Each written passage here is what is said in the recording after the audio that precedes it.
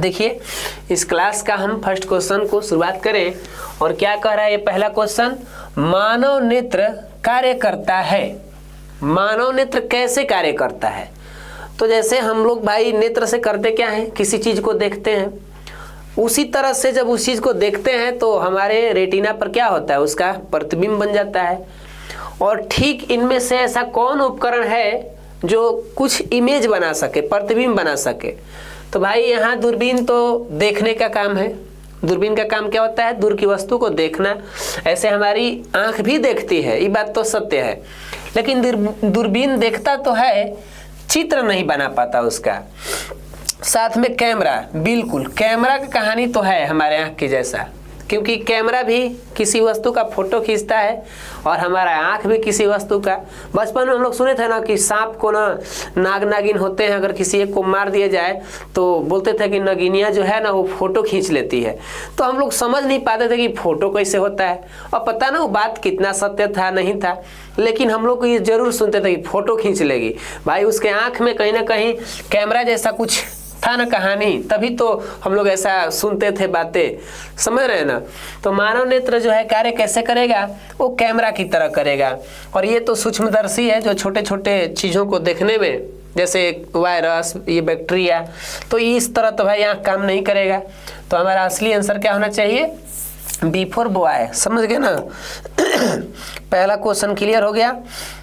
आजकल मौसम के हिसाब से देखा जाए तो सर्दी वर्दी भी हो जा रहा है, और मौसम चेंजिंग होता है तो क्या करिएगा, तो थोड़ा बहुत हो सकता है कुछ तकलीफ आज हमारे आवाज़ों में आप महसूस करते होंगे।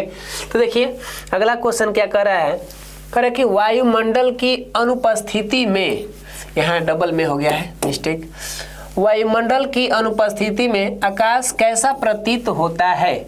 मतलब कैसा ये प्रतीत होगा भाई, कुछ बताइए। यानी वायुमंडल ही न रहता है। वायुमंडल का मतलब हमारे आसपास ये जो हवा का दुनिया है, जिसमें धूल कण, वाष्प होते हैं, बहुत सारे कण होते हैं, समझ रहे हैं ना। तो उस दुनिया के न रहने से क्या होता है, हमारा वायुमंडल की अनुपस्थिति, मतलब वो नहीं रहती तो आसमान कैसा दिखता? तो भाई साहब एक घटना नहीं होता। जो हम लोग अभी अपना इस चैप्टर की बात कर रहे हैं तो उसमें एक प्रकीर्णन की घटना नहीं होती, और प्रकीर्णन का काम ही क्या होता है, वो जो कण होते हैं प्रकाश के कुछ भागों को क्या करते हैं, खींच लेते हैं और कुछ भागों को इधर उधर फैला देते हैं। तो जब कण ही नहीं रहेगा, क्योंकि कण है उस वायुमंडल में, और वही नहीं रहेगा तो प्रकीर्णन नहीं होगा, और नहीं होगा तो अब दुनिया जहान कैसा दिखेगी? कुछ कलवा टाइप के दिखने लगेगी, क्योंकि प्रकीर्णन से ही तो कुछ रंग हमारे आंखों तक आते हैं। अब नहीं आएंगे प्रकाश, वो लोग पहुँच भी नहीं करेंगे, तो भाई साहब कैसे होगा? कलुआ हो जाएगा ना, बिल्कुल। तो ध्यान रखना है कि वायुमंडल की अनुपस्थिति में आकाश कैसा दिखेगा, तो ये कुछ ब्लैक ब्लैक सा दिखने लगेगा, समझ रहे हैं ना। यानी काला संबंधी क्या होता है? काला का मतलब होता है कि प्रकाश वो जो है ना हमारे पास नहीं आ रही है, किसी भी वस्तु से प्रकाश के कुछ रंग हमारे पास नहीं आ रहे हैं, इसका मतलब ये हो रहा है वो सभी को क्या कर लिया, खींच लिया, तो उधर भी चल जाएगा, अइबे नहीं करेगा, तो वही बात है, कलुआ जैसा दिखने लगेगा। तो समझ में आ रहा है ये बात, क्लियर ना? अगला देखिए, तारे का टिमटिमाना किस घटना पे आधारित है? तारा जो टिमटिमाते हैं, कभी बड़ा कभी छोटा, भूख भाग जैसा करते हैं, तो ये कौन सी घटना पे है बताइए? तो ये होना चाहिए हमारा क्या, वायुमंडलीय अपवर्तन, लेकिन यहाँ पर ओनली फॉर क्या दिया है, अपवर्तन, क्योंकि प्रकीर्णन तो होगा नहीं। वर्ण विक्षेपण का तो बात ही नहीं है, 7 रंग में बंटना, प्रकीर्णन की बात तो अभी हम करबे किए थे पीछे। तो ये होते हैं किसके वजह से, अपवर्तन के वजह से, मतलब वहाँ से जो प्रकाश निकल के चलता है तो तारे बहुत दूर होते हैं, उनको कई गो माध्यम से होके गुजरना होता है। अब उन माध्यमों में क्या होता है, उनका अपवर्तन हो जाता है, तो अपवर्तन होने पे कभी ज़्यादा दिख जाता है, कभी कम दिख जाता है। तो प्रकाश की ये ज़्यादा कम जो प्रकाश दिखता है वही हम क्या बोलते हैं कि ये ट्विंकल कर रहा है, ट्विंकल ट्विंकल लिटिल स्टार, सुने थे ना हम लोग। तो ये है हमारा कहानी अपवर्तन के थ्योरी पर, और यहाँ कभी कभी वायुमंडलीय भी लिख देता है, तो आप समझिएगा वायुमंडल में ही ना तारा रहते हैं, जमीन के नीचे तो नहीं रहते हैं। तो इसीलिए सर अब जमीन के बात आ गई है, चलिए आगे बढ़ते हैं। ये देखिए, मानव नेत्र पर बना प्रतिबिंब कैसा होता है। ये क्वेश्चन हमारा आ गया कि मानव नेत्र जो है ये तो किसी वस्तु का प्रतिबिंब बनाता है, लेकिन कैसा बनाता है। तो पहले बताइए कि मानव नेत्र के कौन से भाग पे प्रतिबिंब बनता होगा। तो वो सबसे पीछे वाला जो भाग होता है उसको क्या बोलते थे हम लोग, रेटिना कहते थे ना। तो रेटिना पर किसी वस्तु का प्रतिबिंब जो बनता है वो कैसा बनता है, तो वास्तविक बनता है, ठीक। और वस्तु की अपेक्षा क्या बनता है, उल्टा।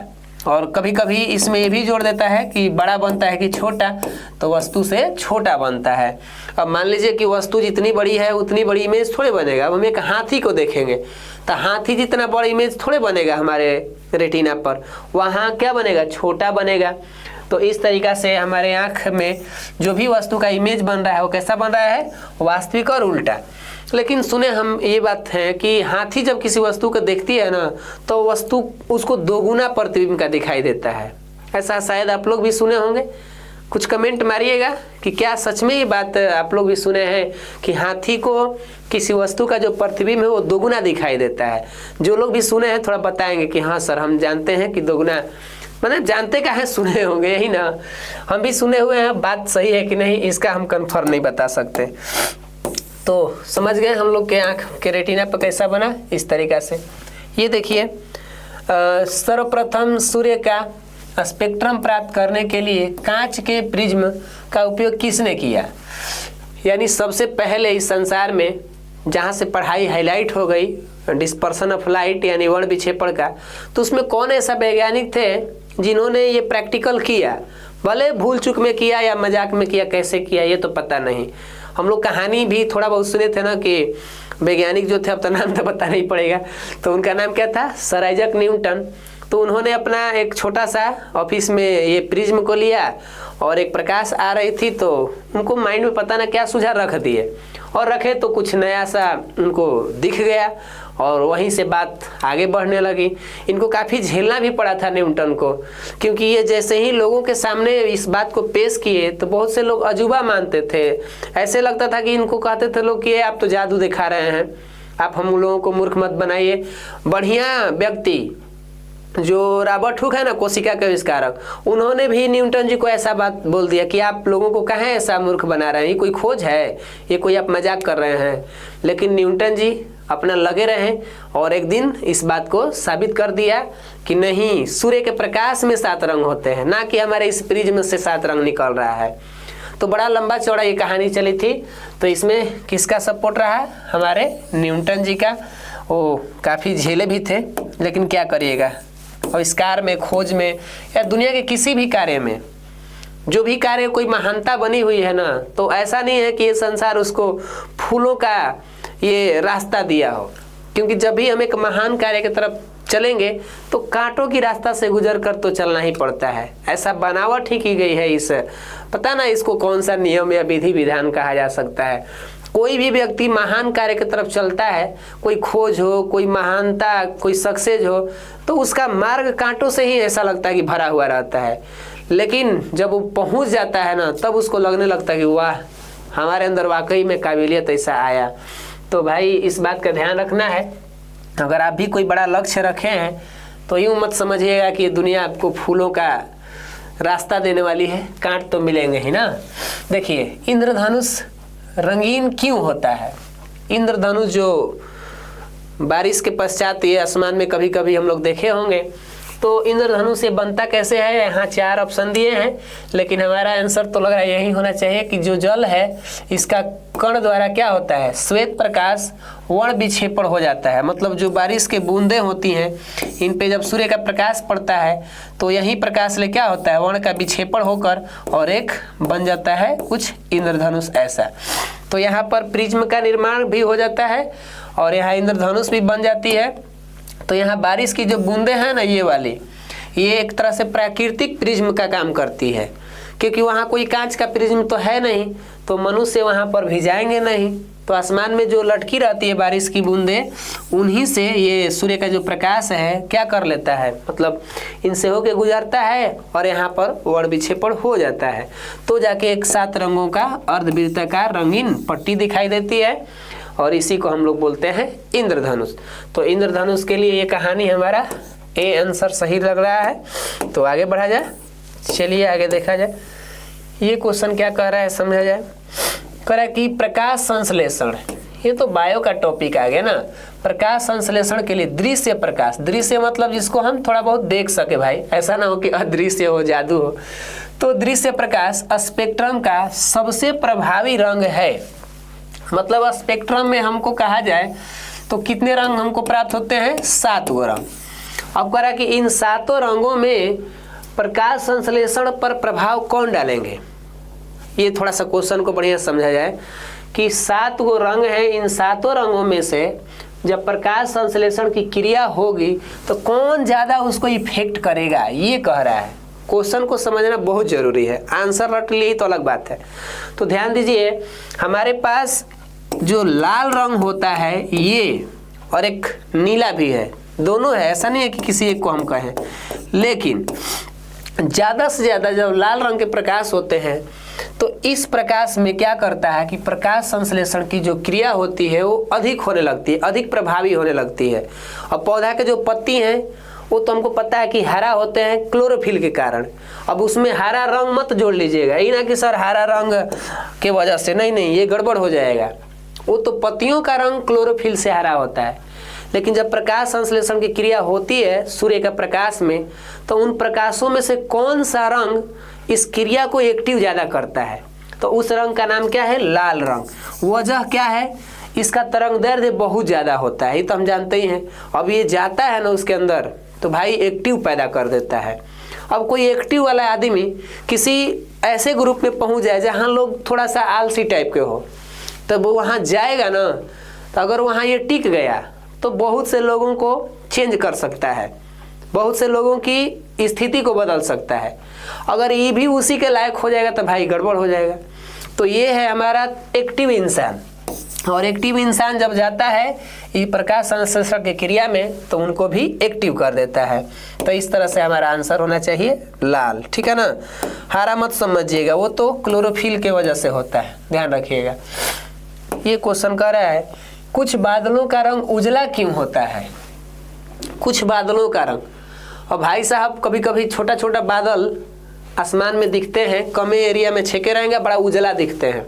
खासकर लू के दिनों में देखिएगा तो जो लू चलता है उन दिनों में देखेंगे तो होता क्या है कि भाई सूर्य का प्रकाश काफ़ी निकला रहता है। और बादल जो है ये कोई छोटा मोटा कण तो है नहीं, ये तो बहुत सारे बड़े बड़े कण हैं। तो इन कणों पर जब प्रकाश पड़ता है तो ये लोग क्या करते हैं, प्रकाश के भागों को खींच लेते हैं अपने में, और खींच करके फिर वो क्या करते हैं, प्रकीर्णित करते हैं। समझ में आ रहा है, भेजते हैं कहीं ना कहीं। तो प्रकीर्णन में होता क्या है कि अब छोटा कण तो है नहीं कि ये कुछ रखेगा कुछ कम को भेजेगा, अब बड़े होने के चलते पूरा प्रकाश लेकर के ना दे देता है। मान लीजिए है जैसे कोई ताक रहा है, कोई आँख है, ये कोई क्या है, आँख है। अब भाई सूर्य के प्रकाश इस पे पड़ा तो भाई साहब छोटा कण में ही ना ज़्यादा प्रकीर्णन होगा, छोटे छोटे कण से ना प्रकीर्णन होते हैं, जैसे वायुमंडल के छोटे छोटे कण होते हैं। बादल के कण तो भाई बड़े होते हैं, बर्फ के टुकड़े क्रिस्टल होते हैं। तो ये क्या करता है, ये उन कणों जैसा प्रकीर्णित नहीं करता, ये लेकर पूरा प्रकाश कहता जाओ भैया, छोटा गो रहते तो तनी मनी रखबो करते, ले जाओ कुल प्रकाश। और जब कुल प्रकाश आ जाएगा तो हमारे पास कैसा दिखेगा, ये उजला दिखने लगेगा। कैसा दिखने लगेगा, उजला। तो इसका मतलब यहाँ पर प्रकीर्णन हुआ लेकिन पूरी तरह से वो भेज दिया है, रखा नहीं है। समझ में आ रही है बातें, प्रकीर्णन किया है लेकिन सभी रंगों को दे दिया, किसी रंग को रखा नहीं, ऐसा बात है। उम्मीद है आप लोग समझे होंगे इसको भाई। अब हम क्या कह सकते हैं, उम्मीद न लगा सकते हैं। I hope you are understand, बिल्कुल। तो चलिए इसको आगे बढ़ते हैं हम लोग।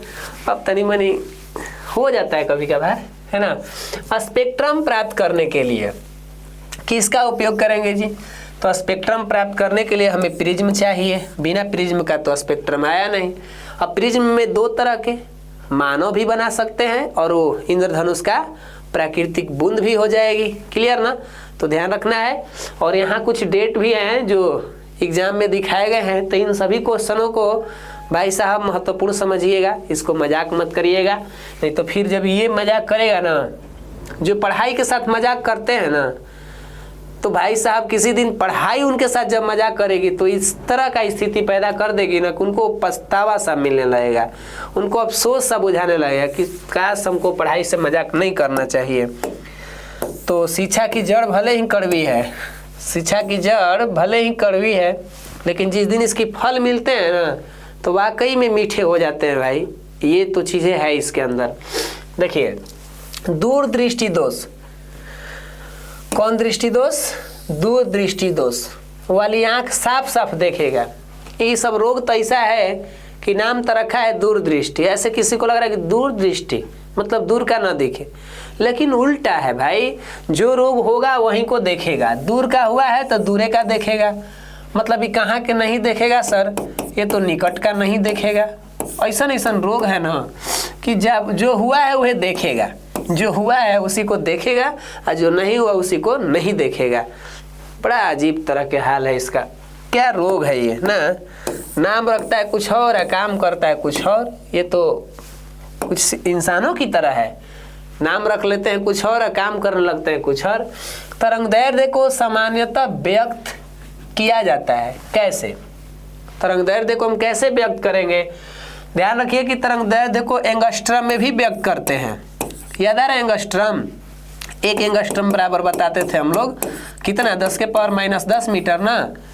तो भाई साहब यहाँ तो एंगस्ट्रम है ही नहीं, एंगस्ट्रम तो है नहीं, तो हमारे पास बच गया क्या? मीटर। क्योंकि यहाँ भी देखिए एंगस्ट्रम का संबंध मीटर से है, तो ये नहीं रहा तो ये रह सकता है ना बात? ये नहीं रहा तो ये रह सकता है, यानी दोनों अपने आप में तरंगदैर्ध्य का मात्रक है, तो इसीलिए हम कह दिए मीटर। हर्ट्ज किसका मात्रक है सर? ये तो आवृत्ति का है। आवृत्ति का मात्रक क्या होता है? हर्ट्ज। इसको संकेत में क्या लिखते हैं? एच जेड लिखते हैं। थोड़ा अजीब लग रहा है कहने में, एच जेड कहते हैं, ठीक है ना, हर्ट्ज। तो उम्मीद है ये बात क्लियर हो गई होगी। आगे बढ़ते हैं। क्या कह रहे हैं जी? निम्नलिखित में कौन नेत्र का रंगीन भाग है? रंगीन भाग, आँख का रंगीन भाग क्या होता है भाई? तो आप जानते हैं ना, हमारे ये भाई साहब ये तो उस नाम को दिया ही नहीं है, रेटिना करनी सब तो नहीं, पुतली भी नहीं है, परितारिका होना चाहिए। इसका नाम ऐसे तो हम लोग जानते हैं क्या? आइरिस कहते हैं इसको। क्या कहते हैं? आइरिस। जो आँख में हमारा पुतली है, इसके बाद का ये जो होता है ना सिस्टम, ये वाला, ये तो पुतली हो गया। बाकी है जो एरिया है, ये सब एरिया, यही हमारा क्या है? आइरिस है। और इसी आइरिस का रंग क्या होता है? अपना रंगीन होता है। इसी के वजह से आँखों का रंग होता है। किसी का आइरिस काला हो गया, किसी का नीला हो गया, किसी का भूरा हो गया, तो ये आइरिस का रंग माने आँख का रंग होता है। ये ना कि पूरा आँख का रंगीन भाग है, नहीं। आइरिस जिसका जो रंग के होती है उसी रंग से उसका आँख जाना जाता है। तो ध्यान रखिएगा, ये जो आइरिस है इसी का रंग क्या होता है? रंगीन होता है। पुतली का रंग तो जानबे करते हैं आप लोग, ये तो कलुआ है, इसके फर्क नहीं पड़ता है रंगों से, ये कहीं रंगे है भाई। अगला क्या कह रहा है? तरंगदैर्ध्य को सामान्यतः ये पढ़े थे अभी तुरंत का। अच्छा, ये फिर पूछ दिया है, एक बार और ही एग्जाम में पूछ दिया है, तब छोड़िए, ये तो एज ही दे दिए। देखिए बात हुआ ना, अभी पिछला बार पूछा था तो कैसे पूछा? मीटर में, हेजी क्या दे दिया? एंगस्ट्रम में। ये ध्यान रखना है, ये मत समझिए कि सर वह क्वेश्चनवा हुआ है, आंसरवा बदल दिया है, तो टेंशन में नहीं लेना है। दोनों में से कौनों पूछ सकता है भाई एग्जाम में। आप लोग के एग्जाम में हो सके कि कौन आ जाए में से। क्या जी आगे क्या कर रहा है जी? टिंडल प्रभाव प्रकाश की कौन सी घटना को प्रदर्शित करता है? टिंडल प्रभाव याद आ रहा है कि हम लोग कोलाइडी बिलियन, अरे भाई साहब देखिए याद पारिए, कोलाइडी बिलियन के जो ये कण होते हैं ना, छोटे छोटे जो कण होते हैं, ये लोग जब प्रकाश के, ये लोग जब क्या करेंगे? प्रकाश को प्रकीर्णित करेंगे, मतलब प्रकाश के इधर उधर क्या करेंगे? अपना भेजेंगे। यानी कोलाइडी बिलियन के जब कण प्रकाश को क्या करते हैं? प्रकीर्णित करते हैं, तो ये घटना क्या कहलाता है? टिंडल प्रभाव। और टिंडल में यहाँ बिंदु रहना चाहिए ना, टिंडल एज रह दिया। तो टिंडल प्रभाव का मतलब ये क्या बताता है? तो ये बताता है प्रकाश का प्रकीर्णन। क्लियर ना? टिंडल प्रभाव क्या होता है तो ये हो जान गए कि कोई कोलाइडी बिलियन है और इसमें क्या ले लेते हैं? दूध काफ़ी फेमस है कोलाइडी बिलियन के लिए, या धुंध भी, कोहरा भी हो जाता है। तो ये सब रहने दीजिए। ये कण क्या करते हैं? ये प्रकाश को प्रकीर्णित कर देते हैं। तो यहाँ आंसर क्लियर हो गया। ये क्वेश्चन है, वायुमंडल में प्रकाश का कौन सा रंग अधिक प्रकीर्णित हो जाता है? हमारा जो वायुमंडल है, जो आसमान देखते हैं हम लोग, उसमें कौन सा रंग ज़्यादा भाई प्रकीर्णित हुआ है? तो हमारा वायुमंडल कैसा दिखता है भाई? देश रंगीला रंगीला, तो ये है नीला ही नीला। मतलब उधर से नीला रंग ज़्यादातर हमारे आंखों तक आएगा, प्रभावित हो जाएगा। ऐसे ये नहीं है कि केवल इसी रंग को, भाई साहब उसमें बैगनी भी आता है, ऐसा मत समझिएगा। लेकिन हमारा आंख जो है ना ज़्यादा से ज़्यादा नीला रंग को प्रभावित कर पाता है, मैंने समझ पाता है। तो आंसर हमारा क्या होगा यहाँ पर? ब्लू कलर, क्योंकि इसी कलर को ज़्यादा कर पाता है। ये क्या कह रहा है जी? सामान्य नेत्र के लिए दूर बिंदु क्या है? ये तो आप लोग बता ही देंगे, ये कौन बड़ी यार बात है। समझ रहे हैं ना? बोला बता दीजिएगा ना, है चलिए ठीक है। ये समझिए, ये क्या कह रहा है जी? अभिनेत्र लेंस की फोकस दूरी में परिवर्तन किया जाएगा। यानी हमारे नेत्र लेंस, ये लेंस है और इस लेंस की किस में परिवर्तन करना है? फोकस दूरी। यानी ये तो मुख्य फोकस और इनके बीच की दूरी को फोकस दूरी। तो इस फोकस दूरी में हम कैसे परिवर्तन करें? इसको करने के लिए हो सकता है कि लेंस के आकार आकृति को घटाएं या वस्तु को हम आगे पीछे करें, तभी तो इसकी दूरी में परिवर्तित होगी। तो भाई साहब हमारे आँख के अंदर जो लेंस है वो तो लचीला वाला है, और लचीला वाले लेंस के लिए यहाँ पर क्या लगी रहती है? मांसपेशियाँ, पछांभी भी पेशियाँ भी बुलाती है। यही पेशियाँ लेंस के आकार आकृति को क्या करती है? मतलब कंट्रोल करती है, इसको कम बेसी। तो इसके कम बेसी करने से फोकस की भी दूरी में बदलाव होगी, है कि नहीं?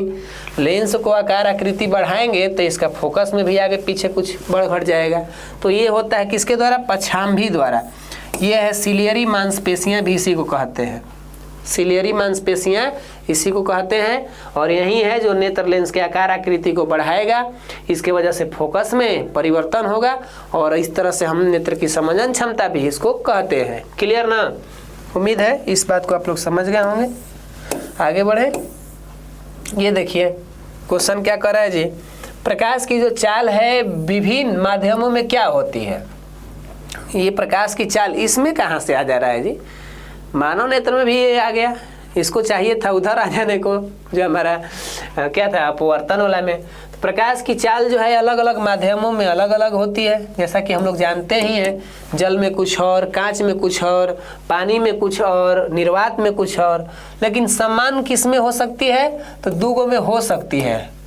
अब आंसर वो मत मारिएगा, वो हो सकती है अपवाद में, जैसे निर्वात और हवा में मान लिया जाता है। ये ध्यान रखना है, निर्वात और हवा में मान लिया जाता है। लेकिन ये मत मार दीजिएगा कि समान होता है, वो है, वो तो अपवाद में दूगो मिल गया है। लेकिन ज़्यादा से ज़्यादा हम क्या मारेंगे? भिन्न भिन्न होती है, यानी बिफोर बॉय मारेंगे। क्लियर? और वहाँ पूछ दे किसमें समान हो सकती है, तो दूगो में हो सकती है। वायु में प्रकाश की चाल निर्वात की अपेक्षा क्या होगी? लो आ गया ना बात। वहीं कह रहा है कि जो वायु है और जो निर्वात है, इन्हें प्रकाश की चाल क्या होगी? एक दूसरे से जब तुलना करेंगे तो कम होगी कि अधिक होगी कि बराबर होगी? तो भाई साहब अभी ना हमने बताया कि दोनों में एक समान मान लिया जाता है, पढ़ाई के लिए दोनों ठीक ठाक होते हैं। तो इसीलिए टेंशन मत करिएगा ना, ये एक समान होती है। कितना होती है? बोलिए 3 × 10⁸ मीटर पर सेकेंड होती है। क्लियर ना? चलिए आगे बढ़ते हैं। तारे क्यों टिमटिमाते हैं? ये तो शायद बताए थे, ये वाला क्वेश्चन फिर से पूछ दिया है। ऐसा नहीं है कि सर दोबारा बता रहे हैं, फिर से ये क्वेश्चन एग्जाम में रिपीट कर दिया है, तो और ही हमारा ध्यान इस पे केंद्रित होना चाहिए कि सर ये तो बार बार पूछ रहा है, इसका मतलब इसको छोड़ेंगे नहीं, है ना? जब तक तोड़ेंगे नहीं तब तक छोड़ेंगे नहीं। तो ये हम लोग का थ्योरी रहा, और आगे बढ़ा जाए, क्योंकि अभी तो हम लोग शुरुआत कर रहे हैं रिवीजन का। अब तो शुरुआत हो गई और अभी तो ये पहली मंजिल है। अभी से तुम घबरा गए? अभी से मैं घबराना नहीं है, क्योंकि अभी तो जंग है जारी, अभी तो जंग है जारी, अभी हारा नहीं है तू। तुम्हें तो चांद बनना है, कोई तारा नहीं। तो हम लोगों को एक अलग पहचान बनानी है। तारा तो हजारों लाखों होंगे भाई, के उन तारा के भीड़ों में किसी को खोज रहा है।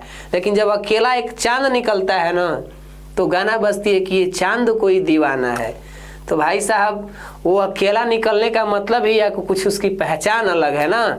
तो हमें तो चांद बनना है, कोई तारा नहीं। ध्यान रखना है, हमें भीड़ों में नहीं, हमें अपनी एक अलग पहचान बनानी है। ध्यान रखिए, समझ लीजिए। इधर कभी कभी नहीं बोलते हैं कि ना पूछो इस ज़माने से हमारी पहचान क्या है, न पूछो इस ज़माने से हमारी पहचान क्या है, हम सिर्फ़ और सिर्फ एक हिंदुस्तानी है, यही हमारी पहचान की कहानी है। तो ये थोड़ा सा अपनी बात है, समझ लिया जाए। ये मानव नेत्र के लिए दृष्टि का अस्थायित्व क्या है, ये सर क्या होता है, अस्थायित्व क्या होता है? तो ये आँख का एक समय है, मतलब आँख के रेटिना पर जो इमेज बनता है ना, उसकी समय की बात हो रही है। जैसे इस मार्कर को हमने देखा और हटा लिया, मार्कर को देखा और हटा लिया, तो इसका मतलब कि ये देखने का जो इमेज बना होगा जहाँ भी, क्या वो भी तुरंत हट गया कि कुछ पल तक रहा होगा? वो इतना कम समय होता है, इतना कम समय होता है कि वो हमारा आंसर होता है कितना, 1 सेकेंड के 16वां भाग। 1 सेकेंड के कितना भाग, 16वां भाग, माने 1 सेकेंड है, उसको 16 भाग में तोड़ दीजिए तो उतना समय तक रुकता है कोई वस्तु का इमेज। तो इसे ही हम बोलते हैं दृष्टि का अस्थायित्व। अगर आपको सब्जेक्टिव में देना होगा तो दे सकते हैं परिभाषा कि दृष्टि का अस्थायित्व किसी वस्तु द्वारा, माने किसी आँख द्वारा देखा गया वह समय है, किसी आँख द्वारा देखा गया वो, चाहे ऐसी भी बोल सकते हैं कि रेटिना पर बना प्रतिबिंब का वह समय है जो वस्तु को हटा लेने के बाद भी कुछ देर तक टिका रहता है। तो थोड़ा अजीब लग रहा होगा, मेरी बात आप लोग को समझ में नहीं आ रही होगी कि सर क्या बोल दिए। तो सब्जेक्टिव जब बताते लिखवाते तो खुदे अच्छा से बताते, ये तो ऑब्जेक्टिव है, यहाँ तो हम लोग को आंसर क्लियर कर लेना है। ये क्वेश्चन क्या है जी, स्पेक्ट्रम में किस रंग का किरण का झुकाव अधिक है? स्पेक्ट्रम में भाई साहब किस रंग का झुकाव अधिक है, बताइए। तो ये जो है भाई, जब चलता है कहानी तो यहाँ से तो बहुत सारे होते हैं, और लास्ट में गिनती हम मिला लीजिएगा 2 4 6, लास्ट में जो सबसे आता है वो क्या रहता है बताइए? तो हम लोग इसको लेते हैं बैगनी, सबसे ज़्यादा झुकने वाला, क्योंकि भाई साहब ये पुष्पा राज नहीं है बैगनी, ध्यान रखिएगा, ये प्रकाश राज है। ये कहता है कि रुकेगा नहीं, लेकिन पुष्पा राज कहता है झुकेगा नहीं। तो ध्यान रखना है, वो बात यहाँ नहीं है, ये प्रकाश की राज है। हाँ, रुक नहीं सकता लेकिन ये तो झुक सकता है ना। तो सबसे ज़्यादा झुकने में किसका योगदान है? बैगनी का। इसीलिए हम बोलते हैं कि इसका विचलन अधिक है, इसका विचलन, विचलित हो जाता है, तुरंत ये मुड़ जाता है, केनाहू गाड़ी मुड़ा लेगा, ये सही चलबे नहीं करता है, घुमा देगा केनाहू नदी तरफ का जी। तो ध्यान रखना है हमारे बैगनी जी, वायलेट जी, ये कहानी थी इनकी।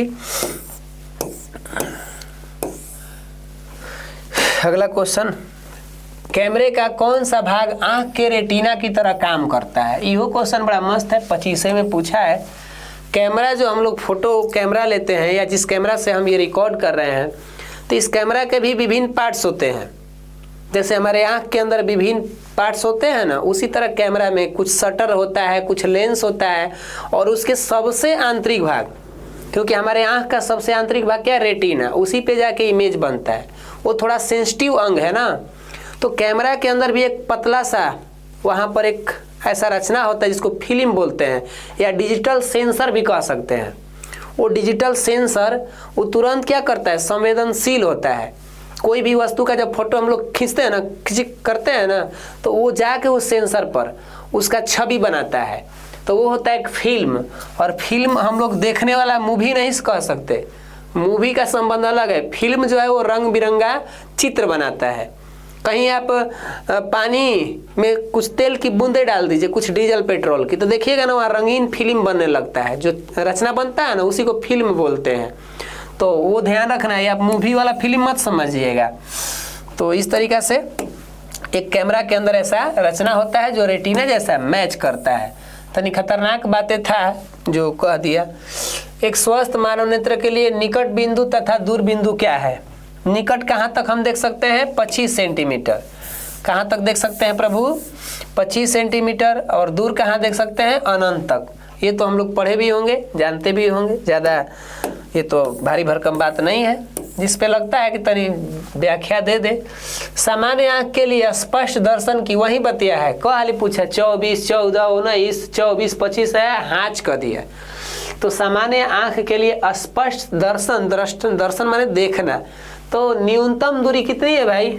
वो होती है हमारी 25 सेंटीमीटर। ये तो इतना पूछा है, इतना पूछा है, इतना पूछा है कि पता नहीं कितना पूछा है। भाई तो डेट लिखा है, इसके हिसाब से तो पता ही भी किया है, लेकिन आगे भी आने वाले समय में कितना पूछेगा ये भी नहीं पता है ना। तो चलिए समझिए, आप लोग भी कहेंगे कि क्या ये अजीब बोलते हैं। देखिए भाई, मेरी बातों में कुछ तो है, मुझे प्रकृति ने कुछ शक्तियाँ दिया है, मुझे कुछ गुण दिया है बोलने की, और ये बोलने की मेरी कला एक दिन हमको बहुत ही अधिक ऊंचाइयों तक ले जाएगी। ये हमारी पूरा अंदर से ये विश्वास कहता है कि मेरी बोलने की जो कला है ना, एक दिन बहुत दूर तक लेवल ले जाएगी हमको। तो ये तो अपना समय है, धीरे धीरे, क्योंकि सफलताएं वक्त मांगती है, सफलताएं वक्त मांगती है, और अधिकतर लोग इस वक्त को दे नहीं पाते हैं, हार जाते हैं, अपने आप को निराश कर लेते हैं। और जो लड़ता है ना, उसके लिए तो एक ही मार्ग है कि वो जीतेगा, वो चाहे कितनी बार गिर जाए, क्योंकि जब तक वो मन से नहीं गिरा है ना, तो तन से गिरने से क्या होने वाली है, फिर खड़ा हो जाएगा और फिर लड़ने के लिए तैयार, समझ रहे हैं ना। तो इसीलिए हम लोग भी कुछ ऐसे ही अपने लक्ष्यों के लिए करें। क्यों हम बार बार हारेंगे, लड़ेंगे। इधर समझिए क्या कर रहे हैं, प्रकाश का प्राथमिक वर्ण, वर्ण मतलब क्या, रंग। तो प्रकाश का प्राथमिक रंग क्या है, ये सर क्या क्वेश्चन कह दिया। प्रकाश के भी रंग होते ना, रंग में भी अलग अलग पढ़ाई है, द्वितीयक रंग, प्राथमिक रंग, संपूरक रंग, इन सब की पढ़ाई है। जो बड़े लेवल में 12th लेवल में जाएंगे तो रंगों की पढ़ाई अलग से करनी है। 10th बेस पर तो हम लोग समझते ही हैं। तो 10th बेस पर हमारी ये 3 जो कलर है, RGB हम लोग इसको शॉर्टकट में लिखते हैं। ये RGB क्या है, तो ये प्राथमिक रंग कहलाता है। और इसका परिभाषा देना है कि सर ये प्राथमिक रंग किसे कहते हैं। तो सूर्य के प्रकाश में उपस्थित वैसे 3 रंग, सूर्य के प्रकाश में उपस्थित वैसे 3 रंग जिनको मिला दिया जाए और मिलाने से पुनः उजला रंग प्राप्त हो जाए, यानी कह सकते हैं श्वेत रंग, तो उसे ही हम बोलते हैं प्राइमरी कलर। अब ये RGB, रेड ग्रीन ब्लू, इनको मिला दीजिएगा तो ये क्या करेंगे, पुनः श्वेत कलर ला देंगे। जो हम लोग मोबाइल में टीवी भी, चाहे मोबाइल कर रहे हैं, हाँ हो जाएगा, मोबाइल है, लैपटॉप है, जो टीवी देखते हैं उनका जो डिस्प्ले है जिसमें रंग बिरंगे कलर आते रहते हैं, उनमें भी ये क्या होते हैं, RGB का अधिक प्रयोग होते हैं। टीवी में भी, LCD में भी, समझ रहे हैं, या मोबाइल में भी, या लैपटॉप में भी, ये सारे जो डिस्प्ले होते हैं इनका, उनमें भी इन RGB कलर का क्या होता है, प्रयोग रहता है, प्राइमरी कलर का। समझ गए ना। तो इस तरीके से आप आंसर मार लेंगे, D फॉर डॉग, इनमें सभी। आगे बढ़ते हैं। निकट दृष्टि दोष में किस लेंस का प्रयोग होता है, निकट दृष्टि दोष में किस लेंस का प्रयोग होता है।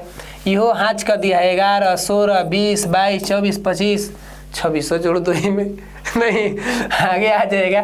तो बोलिए निकट के लिए क्या होता है, निकट के लिए ये होता है अवतल। निकट के लिए क्या होगा, क्योंकि निकट है तो भाई निकटे के देखेगा, दूर का नहीं देखेगा। तो इसके लिए हम लोग क्या मारने वाले हैं, अवतल। निकट के लिए किस लेंस का प्रयोग होता है, अवतल। और अवतल को क्या कहते हैं, अपसारी। क्या कहते हैं, अपसारी, ठीक है ना। तो अवतल, अपसारी, और यहाँ पर है निकट हुआ भारी। यही है हमारी छोटी सी जानकारी। तो समझ में आ रही है बातें, बिल्कुल। चलिए आगे बढ़ते हैं। अब बड़ा अजीब आप लोग भी सोच रहे होंगे, सर क्या कह देते हैं कभी कभी बीच में। श्वेत प्रकाश में कितने रंग, सूर्य के प्रकाश में कौन रंग, ये तो आप लोग जानते ही हैं, इसको बताने की जरूरत नहीं है। ये क्या है जी, श्वेत प्रकाश। श्वेत प्रकाश की किरण जब किसी प्रिज्म से होकर गुजरेगी तो जो लिखा है ना कि तब जो वर्ण सबसे अधिक विचलित होता है वो कौन है। सबसे ज्यादा विचलन किसमें है प्रभु, किसमें सबसे ज्यादा मुड़ने की क्षमता है, पीछे बताए ना, बोलिए। आप लोग कमेंट मारिएगा इसका, तो क्या होगा, मारिए कमेंट, पीछे बताइए दिए तब का। जब उसको कोई बता देगा अभी तुरंत, जो भाई साहब उसको बता देगा वो भाई साहब है वो बता देंगे, तो मार दीजिए इन दोनों का कमेंट कि क्या आंसर होगा। एकदम मस्त हल्का सा क्वेश्चन है, हीरो का बन रहे हैं आप लोग, सब बताइए दे रहे हैं और आप लोग हीरो बन जाते हैं ना। प्रकाश के किस वर्ण के लिए तरंगदैर्ध्य सबसे अधिक होता है, लो भाई साहब, प्रकाश के किस रंग का तरंगदैर्ध्य सबसे अधिक होता है। तो हम लोग पहले ही इस पर चर्चा किए, पढ़ाई की चर्चा, शिव चर्चा नहीं किए ना। तो बता दीजिए कौन था, हमारा लाल रंग ना, जिसका तरंगदैर्ध्य सबसे अधिक होते हैं। और कभी कभी पूछ भी देता है, जैसे पूछता है कितना होता है, तो मान लीजिए एक अनुमान 625 से लेकर 740 नैनोमीटर, 625 से लेकर 740 नैनोमीटर तक ये तरंगदैर्ध्य होता है। कभी कभी ऐसे भी लिखता है, एंगस्ट्रम में भी लिखता है, 7900 एंगस्ट्रम लिख देता है कहीं कहीं। तो भाई साहब अब कौन पूछेगा, आई डोंट नो, मुझे नहीं पता। यू नो, अगर आपको पता है तो आप समझिए, आप तो इस तरह महाज्ञानी बन जाएंगे। हम लोग तो संभावना कह सकते हैं, क्योंकि हमारी जो जिंदगी होती है, जो हमारी ज़िंदगी होती है ना, वो अनुमान पे चलती है, गारंटी पे नहीं चलती। और कोई कहे कि हम गारंटी देते हैं कि हम कल जीवित रहेंगे, तो भाई साहब वो तो अलग बात है, संभावना पे चलती है। कल क्या होगा नहीं पता, इसीलिए लोग बोलते हैं कल किसने देखा। जो जीना है सो आज वर्तमान में जी लिया जाए, कल रहे या ना रहे ये तो अलग की बात है। हम कुछ करें नहीं ये तो गलत बात है, इसीलिए हमें अपनी करनी होगी मेहनत। आने वाले फ्यूचर को क्या, वो तो संभावना पे चलती है ना, इसीलिए हमें आज का निर्णय लेना होगा। तो चलिए आगे बढ़ते हैं हम लोग। और ये क्या कह रहे हैं जी, ये कह रहा है कि एक उत्तल लेंस की फोकस दूरी 20 सेंटीमीटर, तो इसकी क्षमता क्या होगी। ये तो भाई साहब आप लोग बना ही लेंगे, P बराबर क्या 1/f आप लोग बनाइएगा और इस 32 का आंसर मारिएगा कि इसकी क्षमता P का मान कितना होगा। देखेंगे कि कौन कौन हमारे महान लोग, हमारे विद्वान लोग, कितने लोग हैं जो इसका कमेंट में आंसर देंगे। ढेर लोग वीडियो देखते हैं, पढ़ते हैं, लेकिन वो कहते हैं कौन जहमत उठाए, कौन कमेंट करे। भाई साहब इससे करने से आपको क्या घट जाएंगे, आप शारीरिक रूप से कमज़ोर तो नहीं हो जाएंगे। आपके लिए कोई इतना मेहनत कर रहा है और आप थोड़ा सा कमेंट कर देते हैं, लाइक सब्सक्राइब कर देते हैं, तो कौन उसको पूरा हीरा जवाहरात दे देते हैं, ऐसा तो नहीं है। लेकिन कुछ लोग इतने स्वार्थी टाइप के हो जाते हैं कि वो बार बार उनको ये बात समझे नहीं आती। भाई साहब ये जो यूट्यूब की दुनिया है वो मेहनत हमारा थोड़े देख रही है, वो तो मशीन के द्वारा काम कर रही है। और मशीन का काम है कि आपके बातों को कोई समझा नहीं समझा, कोई लाइक कमेंट किया कि नहीं किया, वो देखता है। इसीलिए बार बार सभी लोग, जितने भी लोग हैं, वो ज़्यादा से ज़्यादा इस बात को कहते हैं। तो जानते हैं कि मशीन का काम है, इसीलिए होता है ऐसा बात। तो हमको क्या मतलब है ये सब करने का, अपना काम पे चुपचाप ध्यान दे। क्या जी, किसी को बार बार काहे कहिएगा। पुतली के साइज को कौन नियंत्रित करेगा। हमारा जो पुतली था ये छोटा वाली, इसके साइज को कौन नियंत्रित करता है भाई, तो ये है आइरिस। ये जो हम पा रहे हैं पाई ऐसे चक्र जैसा, ये जो है भैया किनको नियंत्रित कंट्रोल करती है, इनको।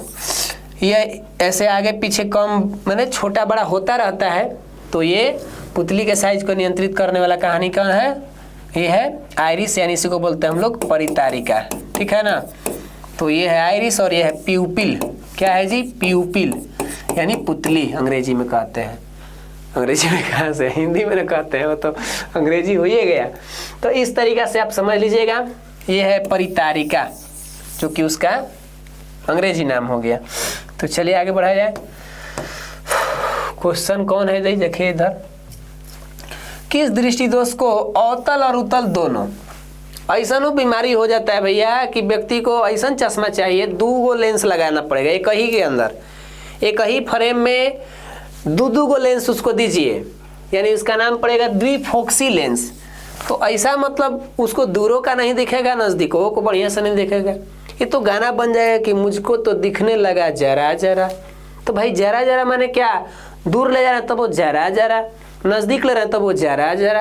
ये भाई साहब तुमको पूरा दिखाई नहीं देता क्या, तो नहीं हमको तो जरा जरा दिखता है। तो लो भाई डबल लेंस वाला पहनो, और पहनेगा तो हो जाएगा उसका ठीक ठाक कहानी। तो ये होता है कौन में, जरा दूरदृष्टिता में होता है, यानी जरा दूरदर्शी जो भी कहिए, ये क्या बोलते हैं, जरा दृष्टि दोष ना, हाँ यही नाम होगा।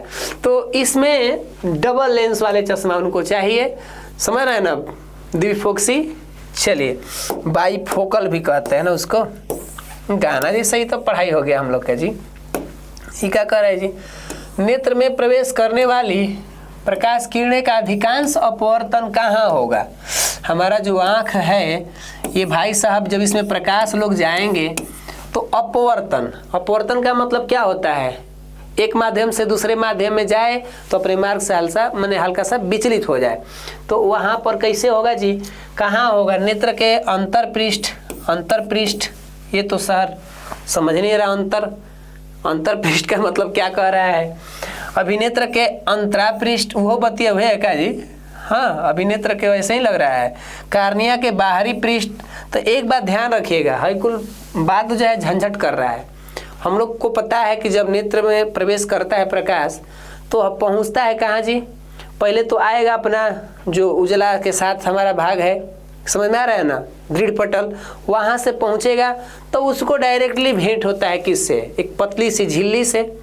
और झिल्ली जब हैबे क्या है, वो भी पारदर्शी झिल्ली, तो वहाँ अपवर्तन ज़्यादा होगा, वो यानी कि वहीं पर मौजूद है क्या? कॉर्निया। और कॉर्निया जब वहाँ मौजूद हो गया, जो पतली झिल्ली है, इससे तो अपवर्तन होना निश्चित है। तो अधिकांश भाग बेहिजे हमारा क्या होता है? अपवर्तन होगा। और बेहिजी के बाद अंदर जाएगा तो सबसे बढ़िया से गले मिलेगा, सबसे भेंट करेगा।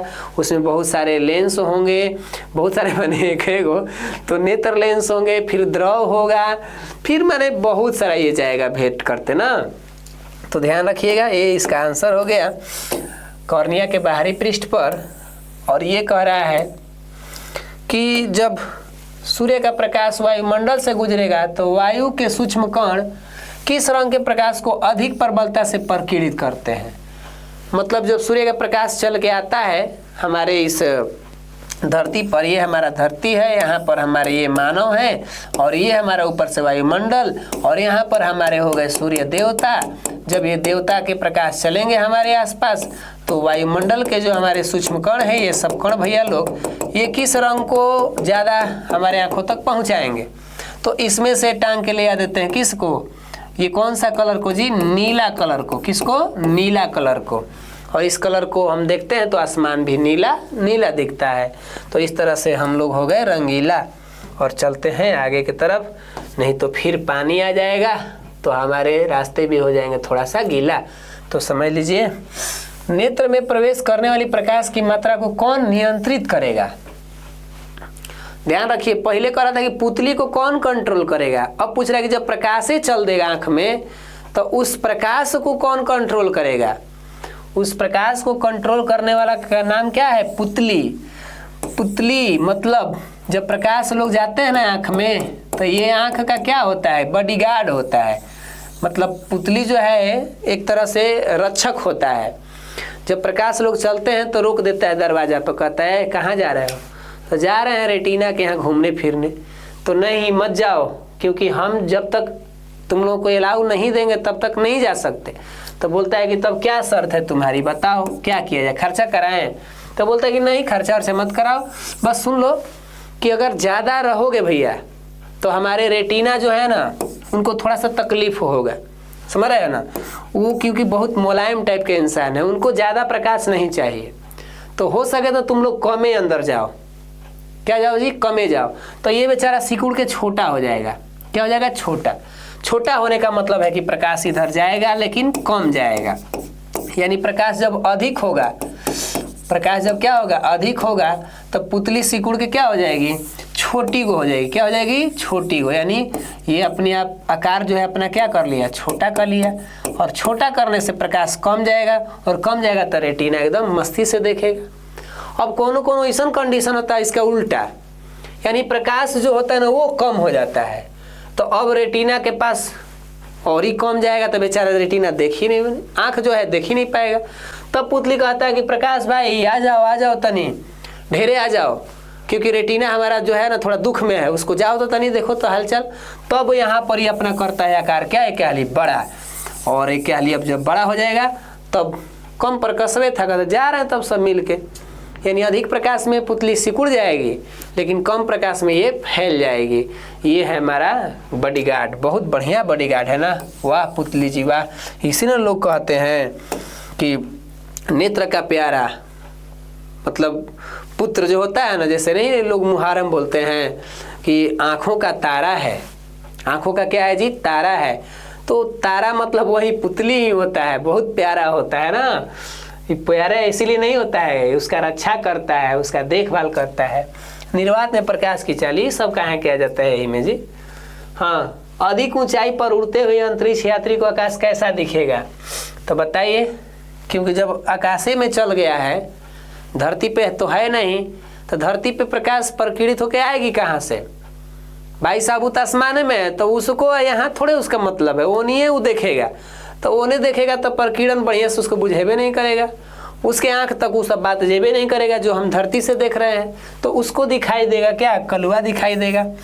उसको आसमान कैसा दिखाई देगा, कलुआ, क्योंकि वहां पर किरण उसको बुझा नहीं रहा है। हेजी रहता ना, ताकता ना, वाह आ रहा है प्रकाश से नीला कलर निकल के, लेकिन वैसा बात नहीं होगा वही जी, इसीलिए वहां कलुआ दिखाई देगा, बेचारे को दुखी में रहेंगे वो। भाई देखिए क्या कह रहा है जी, वही कह रहा है कि प्रकाश के किस घटना के कारण सूर्य हमें वास्तविक सूर्योदय, यानी जो सूर्य उगते हैं, उग तो गए हैं, लेकिन कह रहा है कि वास्तविक सूर्योदय लगभग 2 मिनट पूर्व दिखाई देता है। भाई साहब ये कह रहा है कि वास्तविक जो सूर्योदय है, थोड़ा क्वेश्चन को एक बार और समझते हैं कि प्रकाश के किस घटना के कारण सूर्य हमें वास्तविक सूर्योदय लगभग 2 मिनट पहले ही दिखाई दे दिया। भाई साहब देखिए, मान लीजिए कोई क्षैतिज अक्ष है, यहाँ पर मान लीजिए हम खड़े हैं इसी पर, और सूर्य जो है यहाँ से निकल रहे हैं, क्योंकि उगते हैं तो लगता है कि जमीन से निकल रहे हैं, तो ये निकल के क्या हो रहा है, इधर जा रहे हैं। तो हमारा आंख जो है कम से कम इतना ऊंचाई तक आएंगे तबे ना दिखाई देगा। है तो बहुत सारे कुछ ऐसा है जो छेका हुआ है, कुछ भी घर द्वार पेड़ पौधा दुनिया जहां छेके हुए हैं। अब सूर्य निकल के आएंगे, हिजे आएंगे तब ना दिखाई देंगे। लेकिन ये क्या होता है कि ये हिजे रहते हैं, अभी असली में ऊपर आए नहीं, अभी हिजे रहते हैं, लेकिन कुछ धूल कण ऐसा है ना कि इनके प्रकाश को ले करके और हमारे आंखों तक पहुंचा देता है। 2 मिनट पहले ही हमको दिखा दिया। इस बात को हम जब समझे ना, कहेंगे अरे बाप रे, तो बड़ा अजीब तरह की जानकारी है। छठिया में भरसक जो है हमारे घर के माँ बहन लोग अर्घ दे देती है, और हम लोग सोचते हैं अभी सूर्य अभी नहीं किए हैं, ये कैसे ही लोग दे दिया। तो भाई साहब वही बतिया था, सूर्य अभी नहीं हो दिखाई देंगे ना तो उनका प्रकाश चल देगा, एकदम मस्त हम लोग के पास आ जाएगा। तो हम लोग देख लेंगे, तो कहेंगे वाह क्या जादू है। ढेर बार हम मतलब घर पे यकीन करिएगा ना कि सूरज अभी नहीं किया, ये लोग अर्घ दे दी। तो ये वही बात है, 2 मिनट की कहानी हो जाती है, और ये कण जो है प्रकीर्णित कर देते हैं, प्रकाश को क्या करते हैं, प्रकीर्णन, स्कैटरिंग कर देते हैं ना। तो प्रकीर्णन किधर चला गया, ये है, कहाँ पर है भाई, यहाँ पर है, ध्यान रखिएगा, ये सिस्टम है प्रकाश का प्रकीर्णन कर देना। बड़ा रोचक जानकारी था ये, अगर ध्यान पूर्वक पढ़ा जाए तो। चलिए आगे बढ़ते हैं हम लोग। और ये क्या कर रहे हैं जी, कह रहे कि मानव नेत्र में 16-24 से खाली है, ऐसा ही पूछ दे ही का, किसी प्रकार का लेंस नहीं होता, ऐसा थोड़े होगा, बिना लेंस के कैसे देखेंगे। उत्तर लेंस ना, ये तो हो ही नहीं सकता। उत्तर लेंस जी सर, ये तो बिल्कुल है। दर्पण तो बातें छोड़िए, उसमें कहाँ से आंख में दर्पण ले जाइएगा, है दर्पण कहाँ से लेके चल जाइएगा। ये देखिए क्या कह रहा है जी, मानव नेत्र के किस भाग पर वस्तु का प्रतिबिंब बनता है, ये तो आप लोग जानबे करते हैं। क्या है जी, कहाँ गया, रेटिना पे ना, बतेबो किए थे पीछे, अभी का मैंने ढेर देर हो गया, तो पीछे बताए थे कि वास्तविक उल्टा और वस्तु से छोटा बनता है, और कहाँ बनता है, रेटिना पर। क्लियर ना। ये देखिए अभी वो एक क्वेश्चन आ गया कि सामान्य नेत्र के लिए रेटिना पर बनने वाला प्रतिबिंब कैसा है, तो बतिया होइबे किया था वास्तविक उल्टा। ये कोई जैसे क्वेश्चन कई बार न पूछ दे रहा है, और बीच में आकर हम लोग को तबाह कर दे रहा है। ये क्या कह रहा है जी, नेत्र के उस गुण को बताइए जो भिन्न भिन्न दूरी पर स्थित वस्तुओं को फोकस करने में मदद करे, तो क्या कहेंगे। सर जी क्या कह रहा है, ये कह रहा है कि हमारा आँख है, और आँख किसी वस्तु को देख लेता है, वस्तु ए पे है, चाहे वस्तु बी पे है, चाहे वस्तु मान लीजिए कहीं और भी हो, इधर हो सके, तो आँख जो है हर बार इसको क्या करता है, बढ़िया से देख लेता है। ऐसा क्या वजह है भाई, लेंस में हम लोग पढ़े हैं कि भिन्न भिन्न जगहों पर वस्तु को रखते हैं तो उसका प्रतिबिंब चेंज हो जाता है, लेकिन नहीं आँखिया के साथ काहे नहीं होता। तो आँख के पास एक क्षमता होती है, ताकत होती है, अपनी जादुई शक्ति है इसके पास, ये अपना खुद ही एडजस्ट कर लेता है। वस्तु कहीं रखो ना, है लेंस एडजस्ट कर लेगा। तो हेजे रहता है सिलियरी मांसपेशियाँ, ये जैसे जैसे वस्तु आगे पीछे होगा उसको अपना क्या कर लेता है, समायोजित कर लेता है। तो उसको बोलते हैं हम लोग क्या, समंजन क्षमता, पावर ऑफ एक्मोडेशन। नेत्र की वह क्षमता जो नेत्र लेंस की फोकस दूरी अपने आप क्या कर ले, बदल ले, तो उसे ही हम लोग बोलते हैं समंजन क्षमता। क्लियर ना, बहुत मस्त। चलिए वायुमंडल की अनुपस्थिति में तो जान ही रहे हैं, दोपहर के समय सूर्य कैसा दिखाई देगा। दोपहर के समय सूर्य बताइए, ये धरती है और ये वायुमंडल है, ये हमारे दोपहरिया में सूर्य आ जाएंगे एकदम कपार के ऊपर। कहाँ जाएंगे? है ये हमारा मनुष्य, तो कपार के ऊपर आ जाएंगे तो मनुष्य से और इनसे चाहे जो भी है दूरी क्या हो जाएगी?